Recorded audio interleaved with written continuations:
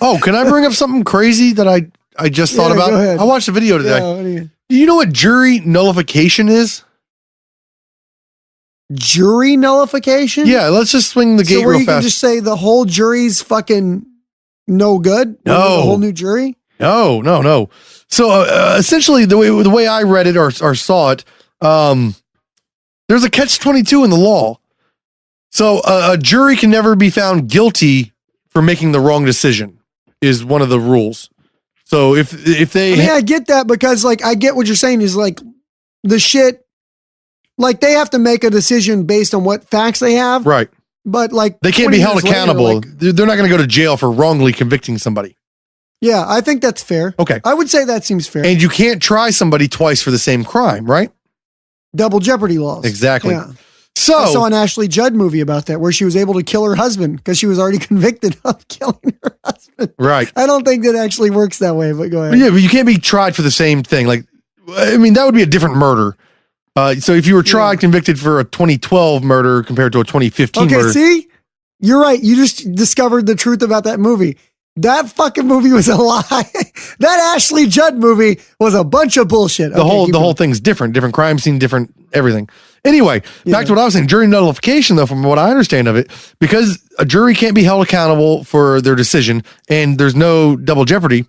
If the jury does not believe in the law, so say somebody went to court or went to a jury trial because of marijuana, a very common thing. Most people probably agree that should be legal around this time and age. If they were trying somebody like this guy had, so much marijuana in his pocket and the cops found him.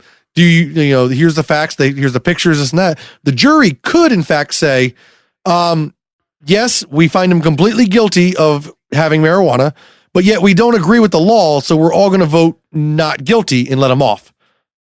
And you can break the justice system apparently if enough people understood this rule and went to a jury and just voted. So wait, the jury can just say this law sucks, not guilty. Yep.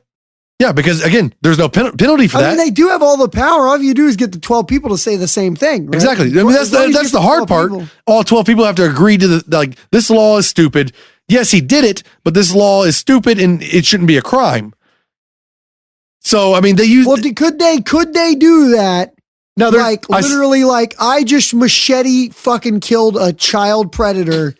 And if the whole jury goes you should be allowed to fucking do that. Yeah.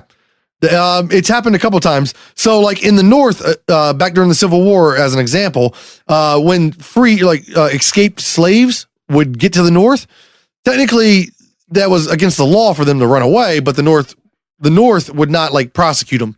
They would just let them off.